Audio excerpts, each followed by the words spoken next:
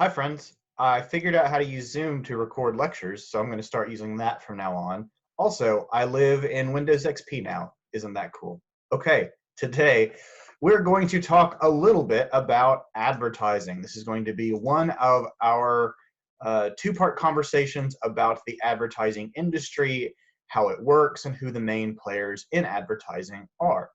And just so you know, this corresponds with chapter 11 in the textbook, and about half of the questions on the quiz are going to come from the textbook this week. So please make sure that you have the book with you when you go to take the quiz next week. That will cover this week's material.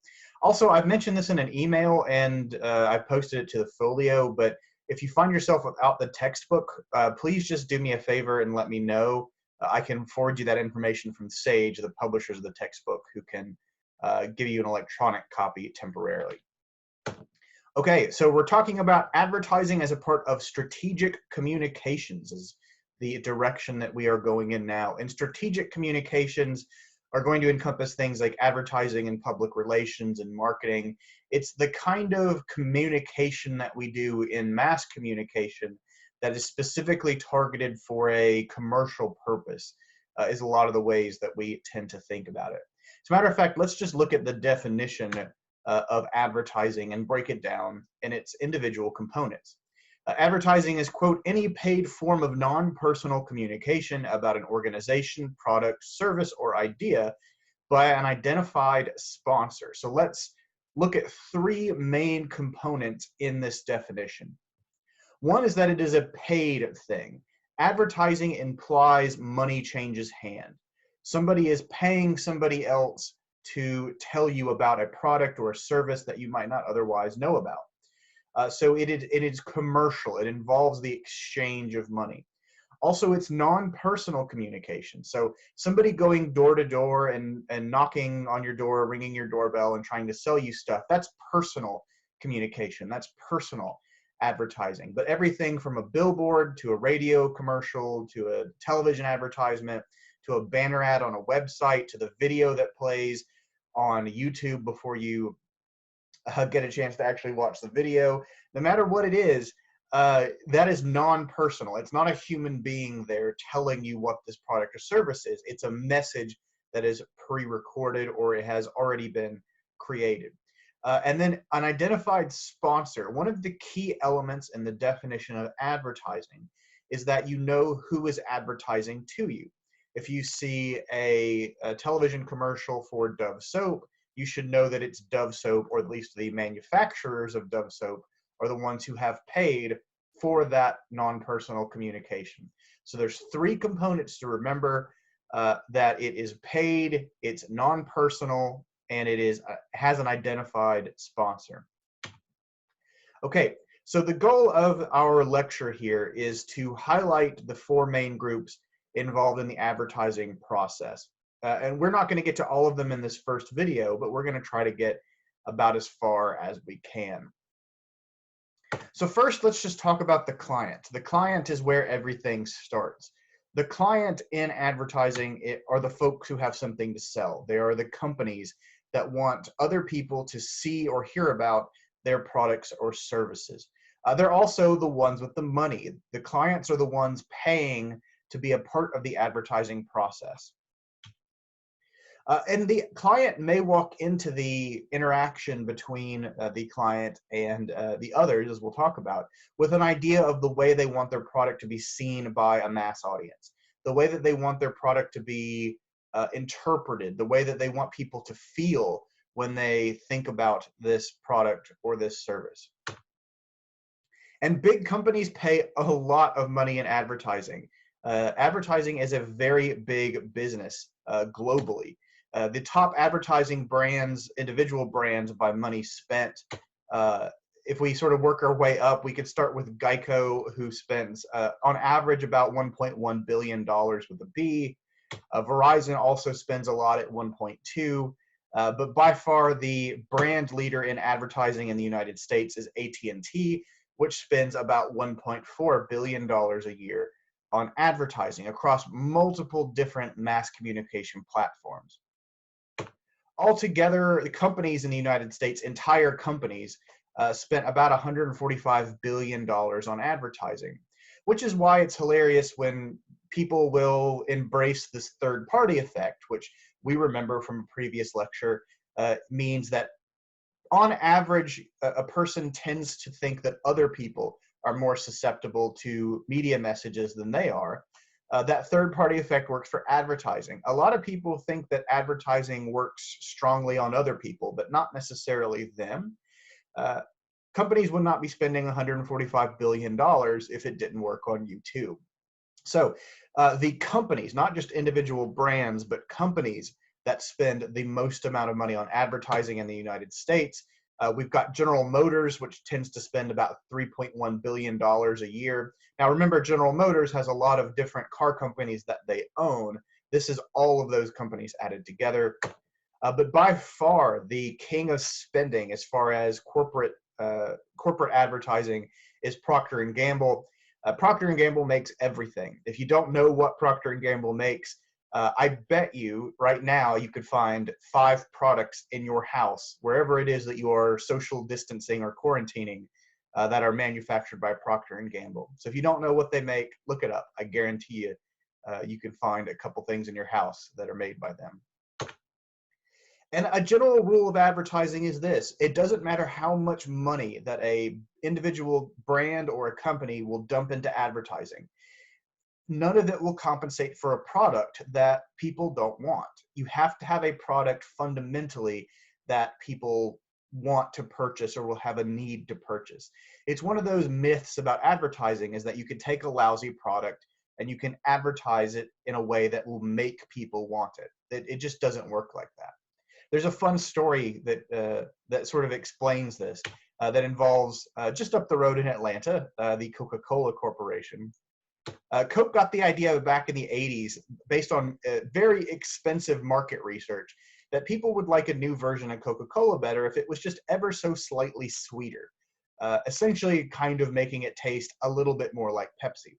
So they tweaked with their formula. They changed the recipe for Coca-Cola back in the 80s, and they launched New Coke. It was called New Coke because it was Coke, but it was new. And they advertised the bejesus out of this thing. They put up billboards everywhere. They gave out buttons. They had television and radio commercials.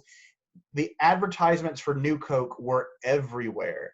And because of what happened in New Coke, more on that in a second, these advertising elements are kind of collector's items nowadays, which is hilarious because everyone hated them back then. So, spoiler, everyone hated New Coke. Everyone kind of thought it tasted bad. They missed old Coke. But there's 2 lessons here from the advertising perspective that we can learn. One is that the market testing was done using Dixie cups. You know those little tiny plastic cups that people y'all's age used to make Jello shots in? They used that in the market testing. And when you pour just a little bit of a very sweet liquid, like a sweeter version of Coca-Cola, when you pour that into a very tiny cup, people will like it. But if you give someone a 12-ounce can of it and they drink the whole can, by the end of it, they're like, man, this is a little bit too sweet. I don't really like this that much. It's also the reason why when Pepsi did their big advertising campaign where they compared Pepsi and Coke, the Pepsi Challenge, they would go out to malls and they would do live taste tests and film it. They would use Dixie cups because in a small amount, Pepsi does tend to score higher on taste tests than Coca-Cola. But number 2 is really the lesson here, since we're talking about advertising, is that they ignored the power of their own nostalgia. They ignored the fact that Coca-Cola as a company had spent decades and decades before the 1980s advertising the essence of Coca-Cola, what Coca-Cola meant in American society. They had built this very intense, lasting impression that Coca-Cola was connected to Americana. After World War II, almost all of their advertisements involved depictions of American veterans coming home from the war and enjoying a Coca-Cola. After those folks had kids, and the sort of hippie generation started, you started seeing the very famous advertisements pop up, like the "I'd like to buy the world a Coke." If you haven't seen that one, you can hop on YouTube and find that one pretty quick. They ignored the fact that they had spent generations very carefully sculpting the way that Coca-Cola is thought about, that Coca-Cola is timeless. And so to throw that out and try to sell a new product to people was a very difficult task. And they failed miserably at it. And it's the reason why if you buy a can of Coke nowadays, it has classic written on it, because the new Coke only lasted for a very short period of time, and then they put Coca-Cola Classic back on the shelves. Okay, so now that we've talked about the client, let's talk a little bit about the agency. The advertising agency are the folks whose job it is to come up with the ways of informing the public about products and services and, sodas that the client has to sell. So the advertising agency is the company that creates the slogans and the logos and the messages and the tone, as we'll talk about in a bit here. They create the messaging around the product. And the idea of this being a profession, the idea of advertising and being its own company and being something that you could be a expert in. Excuse me, I don't have the coronavirus, that was just allergies. Kind of all of this starts, if we go back to the newspaper conversation we had earlier this semester, it kind of starts then. The New York Sun being one of the first big mass-produced newspapers in the United States that has that look and feel of a newspaper, they start to do things like standardize their layout. And as a part of standardizing their layout, they leave spaces intentionally in their design for companies to advertise their products in, because they can charge money to those products and companies for advertising their stuff. But the problem is those companies back in the early days didn't really know how to advertise. Like, there's this hilarious old Dr. Pepper ad that I really like that advertises that it's being made in the most hygienic and cleanly facility that you can find. Like, if you say that in an advertisement, my immediate thought is like, well, like, are other sodas gross and dirty or something? Like, I don't want to drink soda if it's a thing made in dirty places.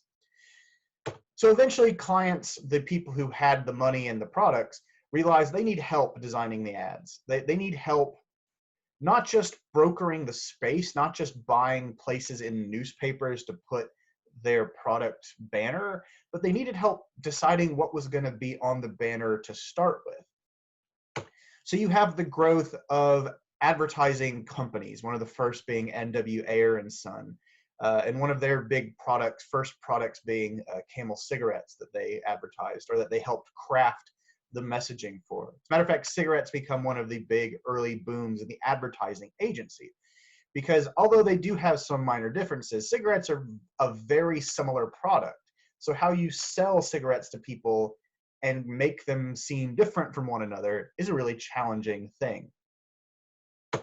So at this point, the whole industry starts to flip. As soon as you get people whose entire company and entire existence is only to help build advertisements for other companies, the act of advertising begins to change. Agencies aren't just brokering space for media, they're now buying client space, or buying space specifically for the client. They are trying to craft this message. And the thing that they are trying to craft very carefully is the idea of the brand image. Now, there's a lot of definitions for what brand image means, but brand image is the idea of the immediate things you think about when you think about this brand. So things that need to be considered to help build a brand image and to strengthen the advertising message, to make the advertising that much more effective. What is something that sets your product apart from its competitor products, right?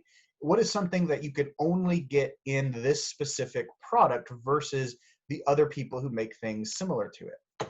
And sometimes brand image can be as simple as color. This is one of the very first things that I remember reading about in advertising and becoming fascinated by, which is, how do you advertise effectively, or how do you create a brand image effectively for tractors?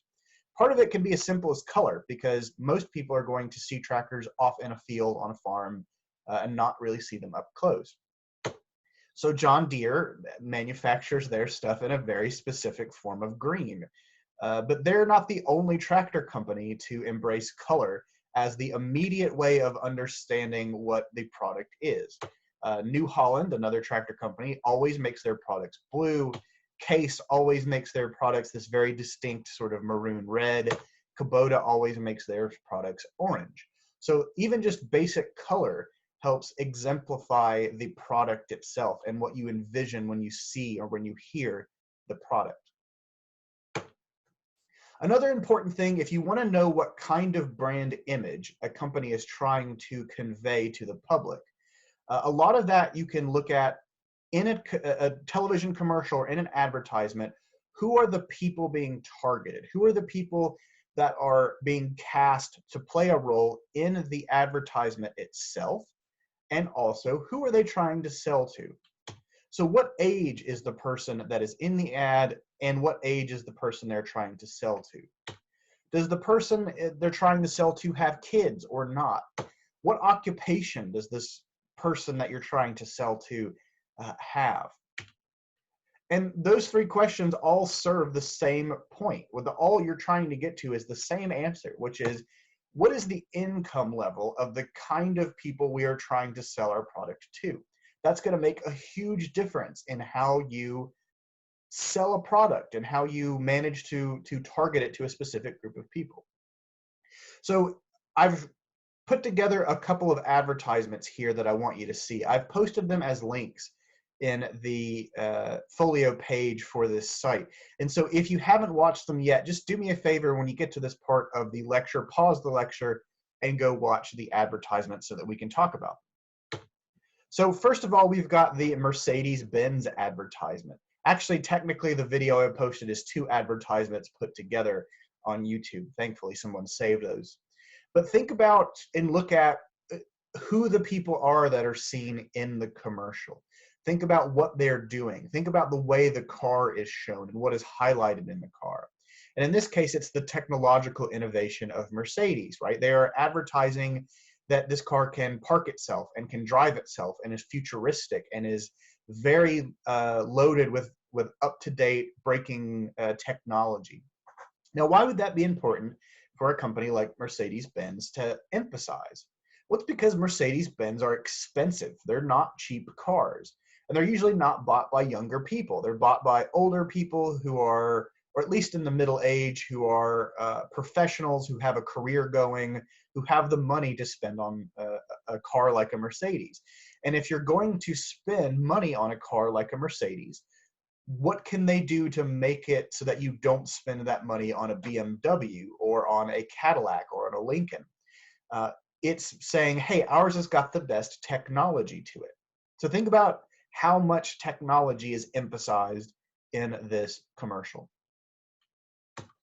Next to the Subaru ad. Again, if you haven't watched it, just do me a favor, pause this lecture and go watch the Subaru ad. Okay, I'm assuming you have done that. Notice the way that the Subaru is advertised in this commercial. The car itself is barely talked about. It is a little bit, but it is not nearly as much as the Mercedes. Also notice the action that the actors and actresses in this commercial are performing. They're going camping. Subaru, all of their vehicles come with all-wheel drive. They come with essentially the ability to drive off-road if you want to, which is why if you notice, a lot of the times when there's a TV commercial with a Subaru, it involves people going hiking or camping or kayaking. It involves people driving off-road. It involves things that are getting out to nature, because Subaru has crafted this message for their brand for so long that, hey, we are the car company for people who like to go outdoors and like to have experiences with nature, because all of our cars come with all-wheel drive. Also, it's got that tone of, that nice tone of sort of a not nostalgic sense, but sort of like a romantic sense, right? Because it's these two folks who are in love with each other, and one of them has a dog that hates the other. All right, Honda. This one I think is a fascinating look as well, because think about and compare the commercial for the Honda, which again, if you haven't watched, please go watch. Notice how unlike the Mercedes ad we first looked at, which was very much, here's all the technology we have, the Honda ad is only advertising one main element of the car. And that is that you can fit a lot of crap inside of this Honda, despite the fact that it is a relatively small car. Think about who buys Hondas, right? Hondas are bought by a lot of younger people. It is oftentimes someone's first car, or the first car they buy on their own will be a Honda. And usually the time in your life when you're getting your first car, first used car, first new car, whatever, it is going to be a time when you're moving. It's either you're moving to and from college or you're moving to and from your first jobs. And so what will appeal to people who are in that part of their life? An affordable car that you can pack a lot of crap in because you might be moving around a lot. So nothing about the car itself is emphasized except for how much stuff you can fit in it. And then finally, last but not least, is the Ram Trucks commercial. I picked this one very specifically because it emphasizes one thing above all else that truck companies are always trying to do. If you notice, truck companies will always show their pickup being like used in a construction yard or a farm. They're hauling around cattle. There's always a big load of dirt that drops off and hits the truck bed. They're always trying to emphasize how tough their pickup truck is. Even though most pickup trucks are kind of just driven from a parking lot to parking lot, they're not a lot used off-road as much as they used to be. But they're still trying to emphasize how tough the truck is. But for me, when I use this as an example, it's the voice, right? They're using a very specific actor to do the voiceover for this pickup truck commercial, and that is Sam Elliott, who has a very notorious sort of gruff cowboy voice. When you want a voice selling you a pickup truck, you want Sam Elliott's voice. You want somebody who sounds like a gruff cowboy man telling you how tough and durable that this truck really is. And sometimes it's not just about how you're going to create the brand image, it's how you're going to set the tone of the product. The tone is the emotional connection. It's how you're going to feel about how this product is used. And so I've posted two other commercials that are both for alcoholic products. One for Bud Light and one for Johnnie Walker. Again, both alcoholic products, one being a light beer and the other being a relatively expensive Scotch whiskey. Now, just as a heads up, before you go and watch the Johnnie Walker commercial, it might be good to grab a box of tissues. This commercial does occasionally make people a little teary-eyed. But think about after you watch them, think about how just fundamentally different, despite both being alcoholic products, the tone is for these two products. One is shown as being this very lighthearted, happy party thing. Like notice in the Bud Light commercial where the characters are, where they are and what they're doing when they drink Bud Light. They're at a sports bar, they're out on the town, they're hanging out at their house, watching sports or just having a good time, right? Compare that to how the product is shown or emphasized or how it is used in the Johnnie Walker commercial. It is starkly different. Like you couldn't have two opposite commercials in mind, but for similar products. It's all about tone. So just as a heads up, I am going to ask a quiz question to talk about the difference of tone between these two commercials. And all of this idea of tone really goes back to the media effects stuff we were talking about a while ago in this class. This is, I think, the second or third week of this class. Remember, we talked about 4 different kinds of effects, but 2 that we're going to emphasize here today. One is attitudinal effects. Remember, this is the effect that just changes how you think about a product. It changes when you sort of with the combination of brand image and tone, it creates an image in your head of how you feel about a product versus the behavioral effect, which is how you actually change to use it. So if the attitudinal effect is to get you to think about a product differently, the behavioral effect, which is way, way, way more difficult, is to get you to actually buy the product. And both are crucial. You cannot have a behavioral effect without an attitudinal effect. Advertising and what we know about it says that to get somebody to buy something, you have to get them to feel a certain way about it. And remember what we said about attitudinal effects. It's way easier to reinforce and than it is to change. So it's way easier to take an existing feeling about a product and hit you over the head with it than it is to try to get you to change from one product to the other. So the last advertisement that I have posted to the site that I would like you to watch, and we'll end on this one, is the advertisement for Volkswagen. This is the advertisement that Volkswagen put out because they were ending production of the Beetle/Bug for the first time in 70 years. And it is a commercial that plays on the concept of nostalgia and is trying to emphasize that attitudinal effect of how you feel when you hear Volkswagen or you see a Volkswagen Bug. So with that, we are done with part 1, and we will pick up with part 2 of this video as soon as I get done recording it. So with that, see y'all later.